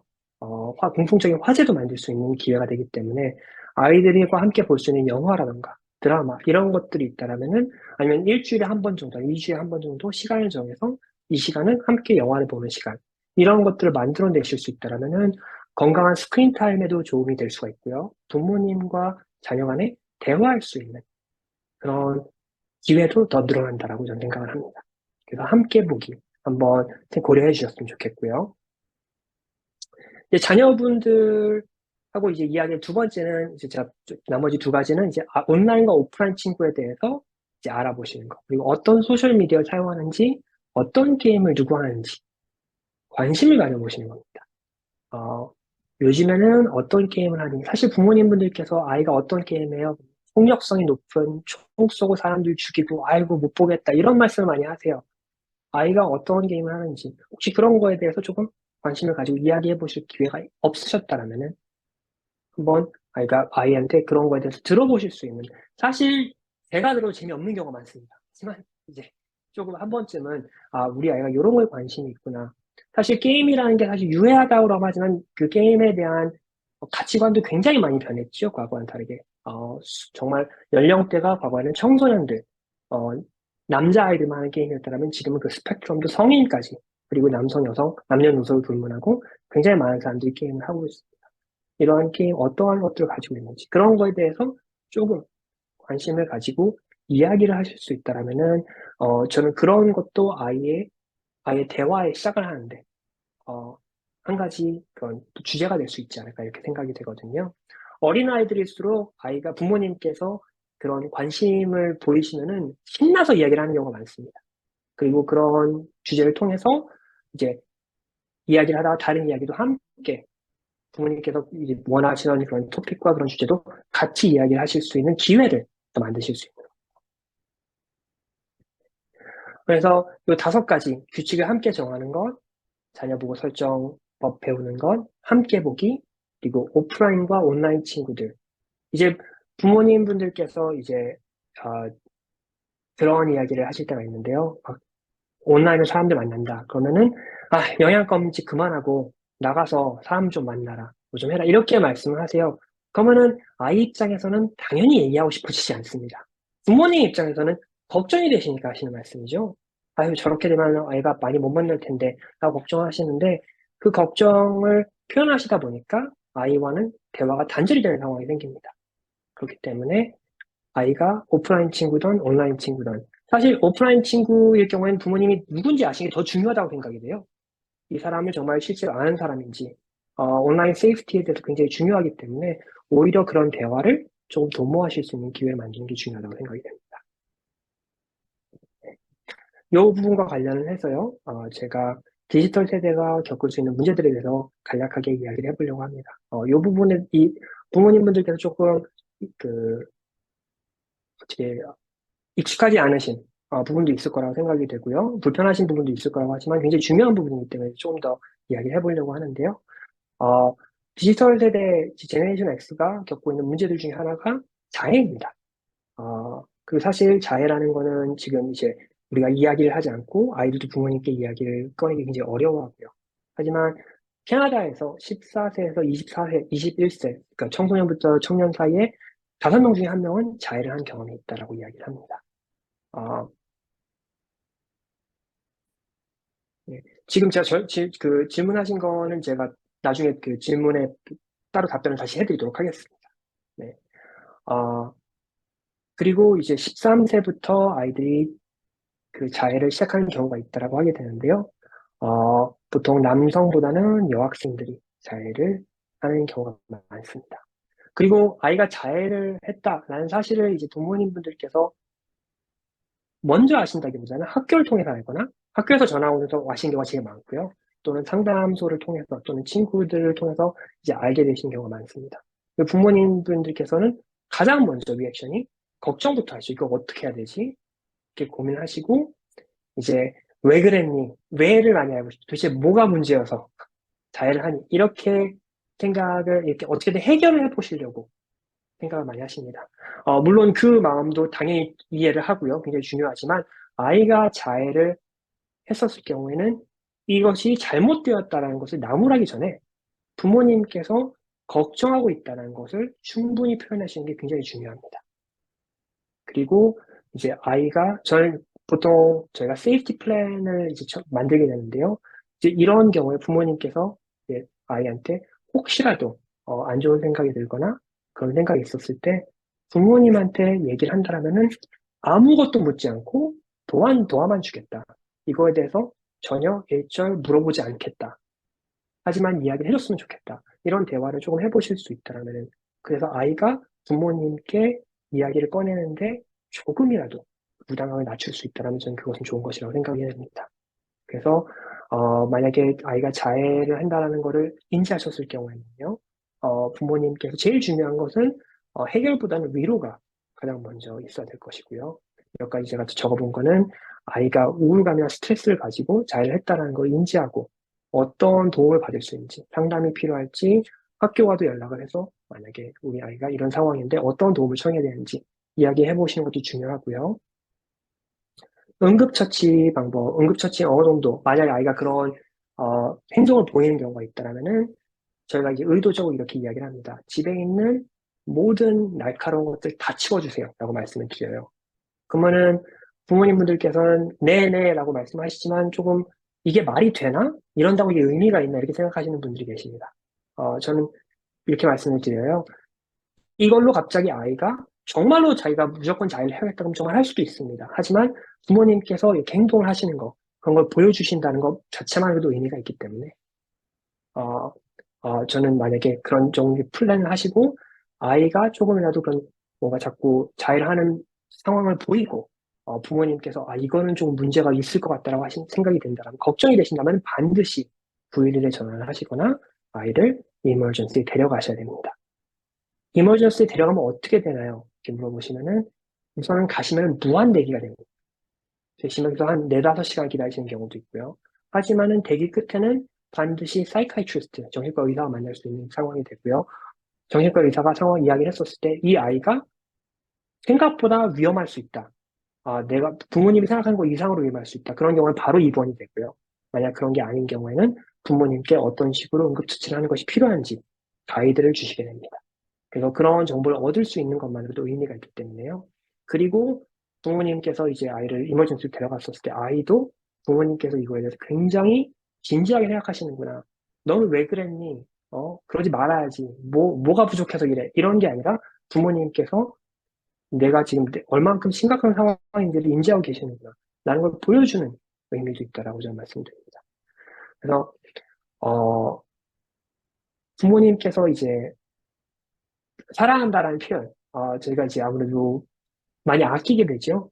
그리고 이런 일이 왔었을 때 부모님분들께서 이제 너는 왜 부모 마음을 그렇게 모르니? 이렇게 말씀하신 경우도 있습니다. 자녀들은 부모님 마음 모릅니다. 네, 그렇게 확인하실 필요 없고요. 자녀한테 만약에 이런 상황이 일어난다면은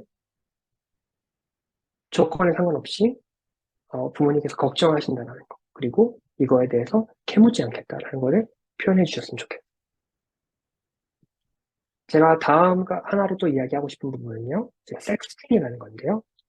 섹스팅 이제 혹시 처음 들어보시는 분들도 계실 거라고 생각이 되는데, 섹스팅이라는 건 기본적으로 뭔가 그런 성적인 대화를 문자를 통해서 하는 경우를 많이 얘기를 합니다. 그리고 현재 캐나다에서 청소년들 중에서 10명 중에 4명, 약 40%가 청소년기에 섹스팅을 한 경험이 있다라고 하는데요. 이런 섹스팅을 하는 이유는 호기심도 굉장히 강하고요. 그리고 그런 peer pressure, 유행에 뒤처지는 게 창피해서 라고 이야기를 많이 합니다. 그렇기 때문에 이거를 우리가 무조건적으로 하면 안 된다 라고 하는 것보다는 아이가 정말로 안전하게 이런 걸 하고 있는지, 어떻게 보면 이게 조금 약간 그런 섹슈얼 에듀케이션일 수도, 그 성교육이라고 볼 수도 있겠는데요. 안전한 섹스팅을 하고 있는지, 상대방이 동의를 얻고 하고 있는 것인지, 우리 애가 무조건적으로 그런 걸 받고 있거나 보내고 있다라면은 어떠한 결과를 할 수 있는지, 이런 것들에 대해서 아이들이 인지할 필요가 있습니다. 그리고 그런 대화를 부모님들께서 이제 가끔씩 이제 해보실 수도 있다라고 생각이 되는데요. 이제 제 넌지시, 만약에 이런 상황에는 너는 어떻게 하겠니? 만약에 이런 상황에는 너는 어떻게 행동할 것 같니? 어떤 식으로 해결할 것 같니? 누구한테 먼저 얘기를 할 것 같니? 라는 질문을 한 번씩 던져보시는 것만으로도 아이가 어떠한 생각을 가지고 있는지 지레짐작으로 이제 느끼실 수 있습니다. 아이들은 보통 이렇게 이야기해요. 그런 거 안 해. 그런 거 알 필요도 없어. 이렇게 이야기를 하는데요. 그러면 이렇게 했었을 때 부모님께서는, 물론 그럴 리 없겠지만 혹시라도 그런다면 너라면 어떻게 할 것 같니? 라고 한번 넌지시 이야기를. 그렇다고 지금 이제 저는 워크숍 끝나시자마자 갑자기 예방으로 들어가셔가지고 너 섹스팅 사람들 한다는데 넌 이러지 마시고요. 한번 기회가 되셨을 때 아까 말씀드렸던 그런 코뷰잉이나 그런 가족들하고 함께 시간이 있으실 때 그런 대화를 한번 해주셨으면 좋겠습니다. 네. 제가 사이버 폭력에 대해서는 이미 너무 많은 분들이 알고 계시기 때문에 제가 깊게 다루지 않겠지만요. 사이버 폭력은 여전히 일어나고 있는 거고요. 현재 여학생들 사이에서 더 많이 21%, 5명 중에 1명이죠. 남학생들은 10명에서 1명 정도로 사이버 폭력을 경험한다라고 이야기를 합니다. 그리고 사이버 폭력이 있었을 때도 이제 제가 제일 중요한 거는 알리는 것이 중요한데 아이들이 그런 것들을 알리기 굉장히 어려워하죠. 다시 본론으로 돌아오면은 그런 대화의 중요성 다시 한번 저희가 이야기를 해보고 싶고요. 또 한 가지는 우리 아이가 의도치 않게 다른 사람한테 분리가 되는 경우도 있습니다. 이 아이는 장난이라 생각하고 나는 재밌다라고 하는데 그것이 다른 사람한테 상처가 되는 경우도 있겠죠. 그렇기 때문에 저희가 이런 거를 디지털 시티즌십이라고 얘기합니다. 건강한 디지털 시민에 대한 교육이라고 이야기를 하는데요. 내가 하는 행동이 안전하고 합법적이고 도덕적인가를 질문할 수 있는 그런 기회가 만들어져야 된다고 생각이 됩니다.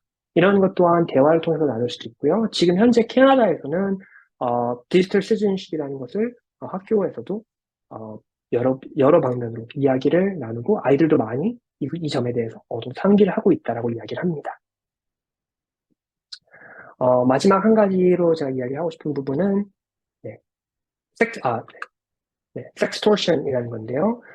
가장 유명했던 사례가 엠번방이죠. 네, 몇 년 전에 있었던 일인데요. 소셜미디어를 통해 청소년에게 성적인 사진들을 요구하고 그 사진을 빌미로 더 많은 사진, 또 금품을 요구하는 경우입니다. 캐나다에서도 굉장히 일어나고 있는 일이고요. 약 10명 중에 1명 정도는 이런 피해를 당해본 경험이 있다라고 얘기합니다. 그리고 조금 이제 알려지지 않은 부분 중에서는 남학생 피해자가 여학생에 비해 상대적으로 높다라고 하는데요. 그런 이유는 남학생들이 조금 더 뭔가 좀 좀 더 위험한 웹사이트나 이런 걸 방문하는 경우가 많기 때문에, 호기심이 더 많기 때문에, 성적 호기심이 더 많기 때문에 이런 행동을 저지르는 경우가 많다라고 생각이 됩니다. 사실 이런 것들을 봤었을 때 부모님분들께서 불안감한 눈으로 봤으세요. 아니, 이런 것도 있는데 어떻게 이것들을 막아야 되느냐 답답하실 수가 있거든요. 제일 중요한 거는 저희가 아이들을 100% 컨트롤하는 건 불가능합니다. 우리가 할 수 있는 거는 부모님께 도움을 요청할 수 있는 환경을 만들어주는 것이겠죠. 그래서 제가 몇 가지를 이제 레코멘드를 해보고 싶은데요. 첫 번째는 긍정적인 대화. 항상 강조하는 게 우리가 대화를 할 때 칭찬하는 연습을 많이 하라고 이제 말씀을 드립니다. 뭐 상담 같은 경우도 그렇고 부모님하고 이제 가족 상담할 때도 아이한테 칭찬하는 습관을 많이 만들어주세요. 이렇게 이야기를 하는데요. 칭찬하기 굉장히 어렵습니다. 왜냐하면 부모님들께서 하시는 말씀이 칭찬할 게 없어요. 이렇게 말씀하시거든요. 어, 하지만 아까 제가 이제 워크숍 액티비티에서 말씀드렸던 것처럼 우리 아이가 지금 현재 부족한 것만 자꾸 보시게 되면은 그 부족한 거에만 집중하시게 됩니다.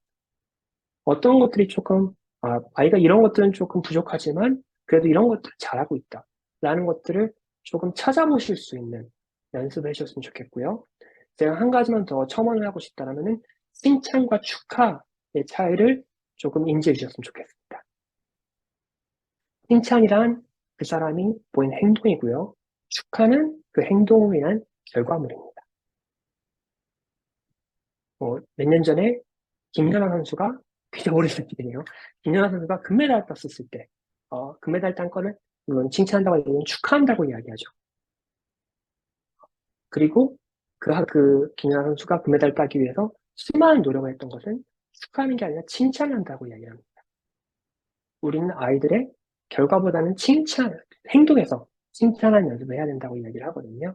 그래서 만약에 내가 아이한테 칭찬을 할 게 있다면, 이것이 행동으로 인한 칭찬인지 아니면 결과로 인한 칭찬인지를 한 번쯤 생각해 주시고요. 아이의 행동에 대한 칭찬을 많이 연습해 주셨으면 좋겠습니다. 제가 간단한 예를 드리면은 부모님께서 이제 아이가 너무 스크린 타임이 많다고 굉장히 걱정하셨었는데, 이제 부모님께 그럼 아이의 장점 하나 말씀해 주세요. 이렇게 말씀하셨더니, 그래도 항상 식사를 하면은 자기가 알아서 그릇들 다 치우고 항상 그런 거는 하고 있다. 부모님은 그런 거는 칭찬해 주시나요? 그러니까 항상 칭찬해 주고 생각해 보니까 그래서인지 말을 안 해도 자기가 알아서 식사하면은 뒷정리하는 거는 자기가 알아서 항상 하더라. 이런 말씀을 하셨습니다. 이게 칭찬의 위력이라고 생각이 돼요. 아이들은 당연히 칭찬을 하면 더 하고 싶어 합니다. 고래도 칭찬에 춤을 춘다라고 이야기를 하는 것처럼 아이가 어떠한 긍정적인 행동을 했었을 때 칭찬하시는 연습이 도움이 될 수 있다고 생각이 되고요. 아까 제가 말씀드렸던 만약에 연습을 많이 해주셨으면 좋겠습니다. 만약에 모르는 사람에게 인스타그램 메시지 받으면 어떻게 할 거니? 만약에 이런 사람이 이런 문장을 이런 식으로 너한테 성적인 텍스트를 보낸다면 너는 어떻게 리스폰드를 하겠니? 누구한테 제일 먼저 얘기를 할 거가 있니? 만약에 부모님한테 이야기가 어렵다면은 누구한테 제일 먼저 이야기를 할 수 있을 것 같니? 이러한 시나리오에 대해서 이야기를 해보실 수 있다면요. 부모님께서도 이제 어느 정도 인지를 하실 수 있고요. 아이도 이런 거에 대해서 부모님이 신경을 쓰고 계시는구나 라는 것을 한 번쯤 확인할 수 있는 기회가 된다라고 생각이 됩니다. 그리고 나머지 두 가지는 또 비슷한 맥락이라고 생각이 되는데요. 아이가 부모님께서 너무 염려가 많으시기 때문에 걱정을 하실 때 그게 내가 뭐라고 했니? 그럴 줄 알았어. 속상하시니까 이렇게 말씀을 많이 하세요. 하지만 이제 아이가 조금 더 도움을 요청할 수 있는 환경을 만들어주기 위해서는 부모님께서 어떤 룰을, 만약에 이런 상황이 있었을 때, 너가 부모님한테 이야기를 한다면은 그거에 대해서는 어떠한 질문도 하지 않겠다. 책임을 묻지 않겠다. 너가 이야기를 해주는 것만으로도 부모님 고맙게 생각할 것 같다. 이렇게 한번 대화를 미리, 네, 밑밥을 깔았는데, 뭔가 이렇게 그 이야기를 먼저 깔아두셨으면 좋겠습니다. 그래서 아이한테 혹시라도 이런 일이 있었을 때, 너가 이야기를 한다면, 그래도 어렵겠지만, 이야기를 한다면 전혀 묻지 않겠고, 만약에 나한테 이야기하기가 어렵다라면, 이 사람한테는 이야기를 했으면 좋겠다. 라는 식으로 아이와 한번 그 시뮬레이션을 해주셨으면 좋겠습니다. 그리고 이런 것들이 다 어떻게 보면 이런 것들이 뭔가 직접적인 변화를 가져온다기보다는요, 저는 요 네 가지가 부모님과 아이의 대화의 장벽을 조금 허물 수 있는 그런 툴이라고 생각이 되거든요. 그래서 이제 많은 분들께서 뭔가 좀 더 직접 프랙티컬하게 사용할 수 있는 툴이 뭐가 있느냐 이렇게 많이 여쭤보셔가지고, 이렇게 네 가지만 한번 상기를 해보시고 아이들과 대화할 때 한 번쯤 사용을 하실 수 있었으면 좋겠습니다. 그래서 제가 오늘 이제 여기까지 이렇게 준비를 했고요. 제가 한 가지 이제 질문을 던지자면은, 오늘 워크숍이 끝나시고 내가 자녀와 대화를 하는데, 물론 스크린타임 이런 것들에 대한 이야기를 나눴지만, 이 스크린타임을 이야기하기 위해서, 그리고 그런 걸 시작하기 위해서 대화를 시작하는 데 있어서 한 가지 숙지해야 될 거, 한 가지 내가 나 스스로에게 조금 이런 건 내가 주의해야겠다 라는 게 있으면 어떤 것이 있는지 한번 생각해 보실 수 있는 기회가 됐으면 좋겠습니다.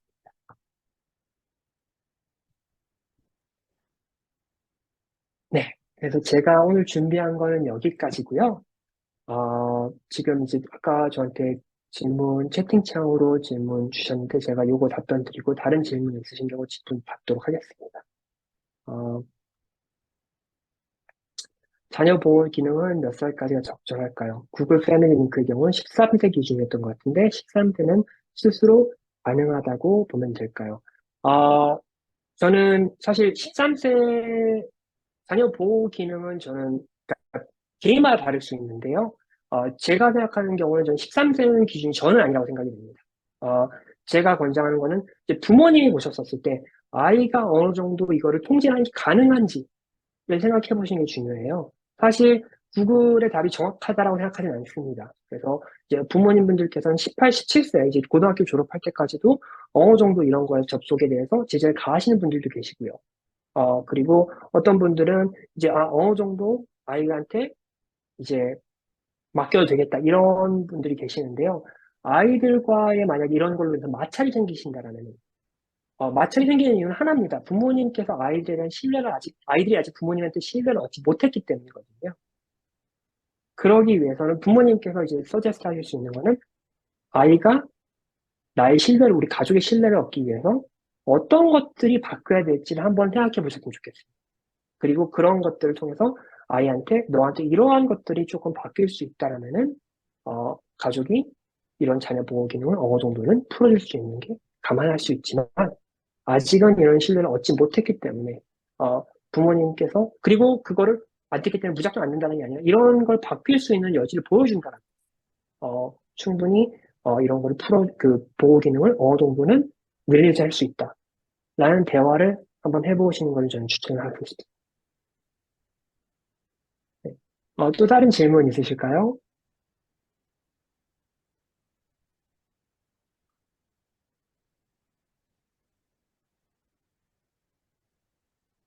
제가 그리고 또 한 가지만 공유를 하고 싶은 부분이 있는데요. 이제 아이들과의 대화 자체가 굉장히 이제 어려우시거나, 뭔가 이런 것들 시작하는데 지금 좀 도움이 필요하다라고 하셨을 경우에는 저는 상담을 항상 추천을 하고 싶고요. 제가 한 가지 공유하고 싶은 게, 네, 토론토 GTA 거주하시는 분들한테는 이제 What's Up Walking이라는 카운슬링이 있습니다. 이제 What's Up Walking이라는 주소를 치시면은 들어오실 수 있는데요. 여기는 이제 회사마다 조금씩 차일 수가 있잖아요. 토론토에 있는 청소년 상담기관 센터들이 이제 한 군데 모여서 부모님들께서 이 가족 청소년들이 상담을 받는데 너무 오랜 시간을 기다려야 된다. 그렇기 때문에 워크인을 만들어버리자. 그날 왔을 때 당일날 상담을 받을 수 있는 서비스를 시작하자라는 모토로 약 한 10년 정도 됐네요, 벌써요. 네, 10년 전 정도쯤에 시작한 서비스입니다. 그래서 만약 근처에 있는 상담소로 가시게 되면은 당일날 상담을 받으실 수가 있고요. 이제 위치마다 조금씩 다를 수 있는데 보통 0세부터 29세까지 상담을 받으실 수 있는 곳도 있습니다. 그래서 그리고 이제 만약에 아이도 한국말 하고 부모님도 한국말 하시기 때문에 언어가 너무 어렵다라고 이제 그런 대화가 너무 어렵다라고 생각하실 경우에는 두 가지 방법이 있는데요. 하나는 워킹에 연락을 하셔서 한국인 상담사가 있는지, 한국인 상담사가 있는 경우도 있기 때문에요. 있다면은 그 사람하고 페어해 줄 수 있는지 부탁하실 수가 있고요. 또 다른 경우는 만약에 상담사가 한국말로 제공이 안 될 경우에는 통역사를 대전하는 것이 가능한지 이런 것도 부탁을 드릴 리퀘스트를 하실 수가 있고요. 여기 있는 모든 기관들은 통역사를 대전해서 상담을 진행하는 것이 가능합니다.